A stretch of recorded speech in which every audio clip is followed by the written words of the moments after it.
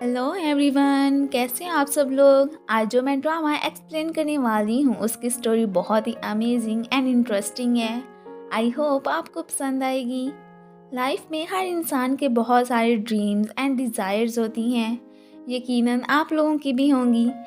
ऐसे ही हमारी female lead को भी बचपन से ही एंशियंट प्लेसेस एंड थिंग्स काफ़ी पसंद है। 12 इयर्स में उसने डायरी में प्रिंस एंड अपनी स्टोरी राइट की थी एंड विश भी कि जब मैं 24 इयर्स की हो जाऊं तब वो मेरी लाइफ में एंटर हो। एंड बस मेरे अलावा तो वो किसी और की तरफ आंख उठा कर भी ना देखे। ये तो हर लड़की का ही ड्रीम होता है कि उनकी लाइफ में भी ऐसा ही प्रोटेक्टिव एंड केयरिंग प्रिंस आए। वेल, स्टोरी की तरफ बढ़ते हैं। आज मेरू की 24th बर्थडे थी। उसकी बेस्ट फ्रेंड जियांग कॉल करके उसके लिए अरेंज की गई पार्टी में आने के लिए कहती है, बट वो उस प्लेस पर जाने से मना कर देती है और यहाँ से जाते हुए अचानक उसे फील होता है कि जैसे कोई उसे फॉलो कर रहा है। सेफ्टी के लिए वो उसके फेस पर स्प्रे कर देती है, बट वो तो आगे से उसके बॉस थे। पूरे स्टाफ ने मिलकर उसे बर्थडे सरप्राइज दिया था। यहाँ पर हमें फील होता है कि जैसे बॉस साहब तो एक ठरकी किस्म का ही बंदा है। खैर, जिस जगह पर अब ये सेलिब्रेट करने वाले थे वहीं पर ही जियांग ने भी पार्टी का अरेंज किया था। अब यहाँ सभी काफ़ी इंजॉय करते हैं सिवाय मेरू के।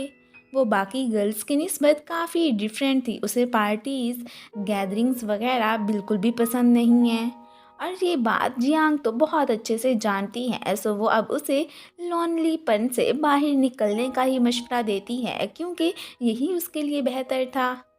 अभी सबके साथ मिलकर मेरू सेलिब्रेशन कर ही रही होती है कि अचानक उसका सर चकराने लगता है एंड देन हमें प्रिंस का शैडो नजर आता है। फाइनली इसके बड़े होने पर उसका ड्रीम ट्रू होने जा रहा था।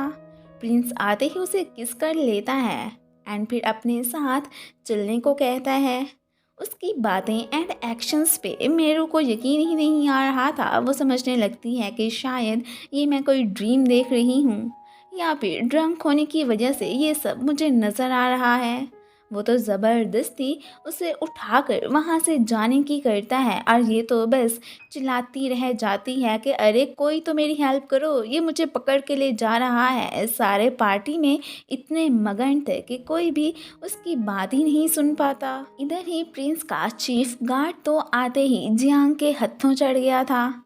वो भी ड्रंक होने की वजह से इससे इंटीमेट हो जाती है और फिर मॉर्निंग ही मॉर्निंग जब वो उठती है तो तब अपने सामने गार्ड यांग को देखकर काफ़ी सरप्राइज होती है कि ये अभी तक ठरकी यहाँ से गया नहीं है। वो जो अब इसे अपनी डेस्टिनी समझकर एक्सेप्ट कर चुका था। उसका इरादा कम्प्लीटली इसे अपनी लाइफ में लाने का था और फिर यहाँ पर वो तो उसे बड़े बड़े ड्रीम्स को पूरा करने की भी बातें करने लगता है। अब यहाँ पर जियांग तो उसे शो ऑफ पर्सन समझकर इग्नोर कर देती है।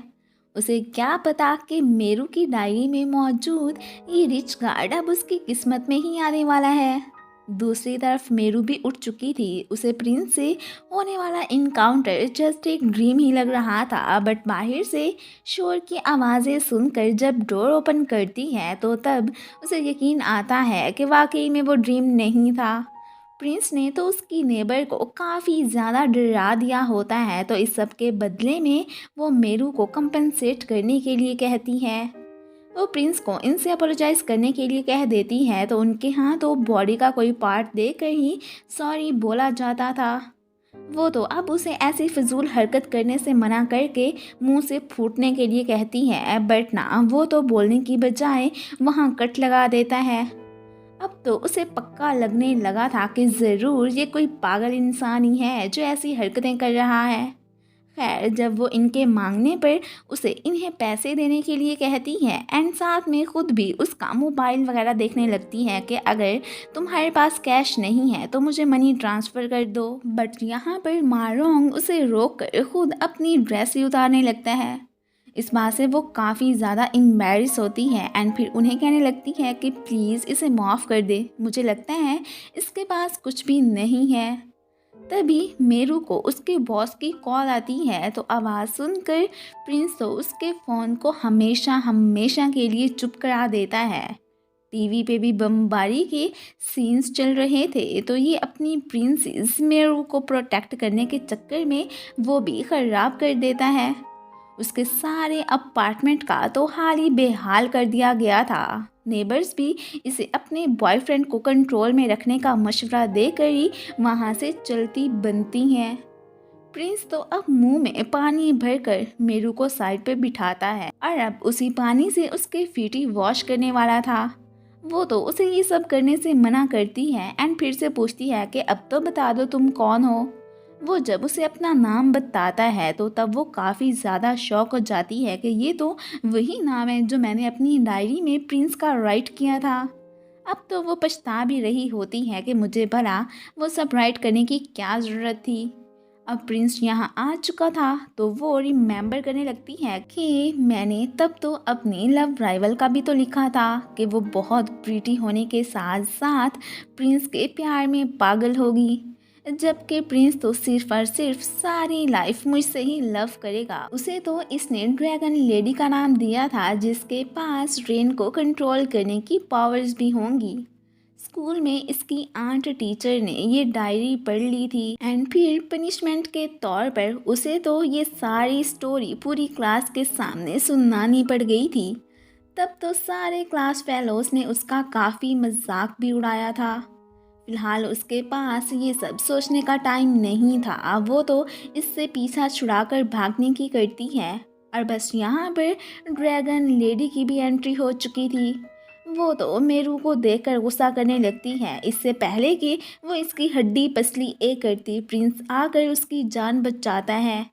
अब ये लेडी प्रिंस के पीछे एंड प्रिंस मेरू के पीछे, यही सब कुछ तो वो स्टोरी में राइट कर चुकी थी, लेकिन अब तो इन्हें देखकर उसका बुरा हाल हो जाता है। खैर अभी उसे इन सब पे यकीन नहीं आ रहा था।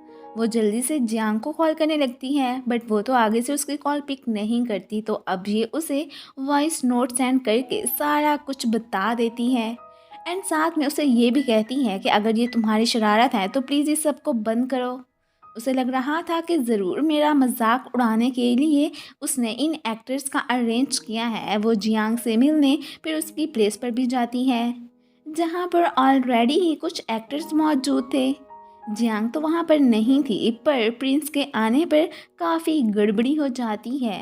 वो तो इन सब को विलन समझकर मेरू को प्रोटेक्ट करने के चक्कर में फाइट कर बैठता है। उसकी तलवार भी टीवी में फंस चुकी थी। अब यहाँ पर सारे फैलाए मैस की पेमेंट मेरू को ही करनी पड़ती है। तलवार निकालने के चक्कर में प्रिंस को एक ज़ोरदार करंट लगा था, तो तब उसकी चीखें ही निकल जाती हैं कि अरे ये क्या चीज़ थी।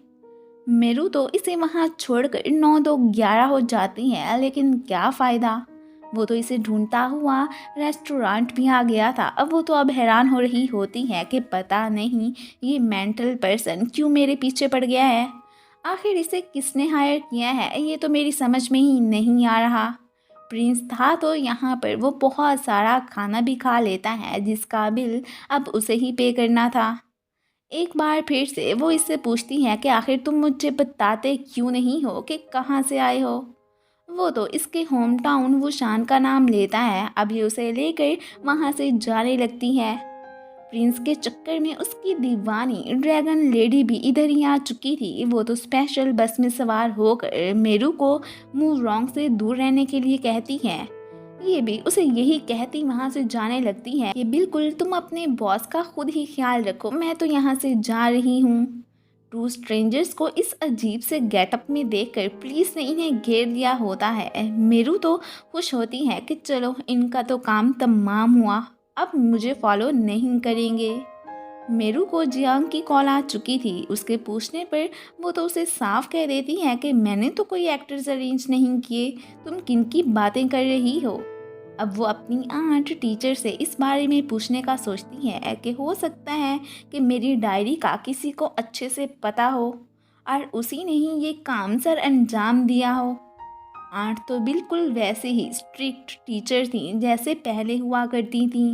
वो सोच में तो पड़ जाती है कि क्या मैं इनसे डायरी वाली बात डिस्कस करूं या नहीं। दूसरी तरफ पुलिस तो इन दोनों को पकड़कर जेल ही लेकर आ गई थी।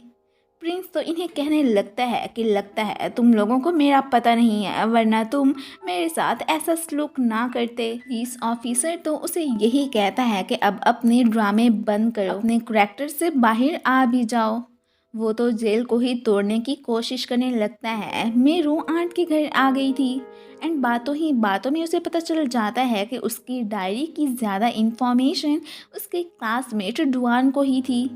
बचपन में भी वही इसका काफ़ी ज़्यादा मजाक उड़ाया करता था एंड हर वक्त इसके पीछे ही लगा रहता था। अब उसे लगने लगता है कि हो सकता है इन एक्टर्स को अरेंज करने का सारा ड्रामा उसी का ही होना है। एंड वो अब आंट से डुआन के बारे में पूछने लगती है कि वो कहाँ पर है। प्रिंस ने बड़ी मुश्किल से अपने हाथ छुड़ाकर खुद को आज़ाद किया था एंड फिर से वो जेल को तोड़ने की ट्राई करने लगता है। तभी ड्रैगन लेडी को एक आइडिया आता है कि देखना प्रिंस, अभी हमारे कदमों में ये पुलिस आकर हमें खुद ही आज़ाद कर देंगी। टाउन में हर कोई मेरू को देखकर इसकी डायरी को लेकर ही गॉसिप्स करने लगते हैं, तो वो काफ़ी परेशान हो जाती है। ऑफिसर्स को सबक सिखाने के लिए लेडी ड्रैगन ने यहाँ पर बहुत ज़्यादा बारिश कर दी होती है, लेकिन ये तो बड़े मज़े से इंजॉय करने लगते हैं। एंड फिर इन्हें रेस्ट करता देखकर उसे तो काफ़ी बुरा लगता है कि मेरा प्लान उल्टा हो गया। मेरू को तो बस सिर्फ और सिर्फ डुआन के आने का ही वेट था। उसी से मिलकर ही वो अब सच जान सकती थी। दूसरी तरफ डुआन पुलिस स्टेशन अपनी कुछ कॉलीग्स की हेल्प करने आया होता है। इसकी आओ भगत देखकर पुलिस ने उन्हें छोड़ने का डिसाइड कर लिया था एंड तभी प्रिंस एंड ड्रैगन लेडी को भी ये लोग आज़ाद कर देते हैं। यहाँ पर डुआन ड्रैगन लेडी की सुंदरता में खोकर गलती से उसका हैंड पकड़ बैठता है और फिर इसी के साथ ही ये पार्ट ख़त्म हो जाता है। Thanks for watching guys. आप लोगों को ये सीरीज़ कैसी लगी मुझे कमेंट्स में ज़रूर बताइएगा एंड अगर आप लोगों को मेरी वीडियो अच्छी लगती है तो प्लीज़ इसे लाइक भी कर दिया करें। थैंक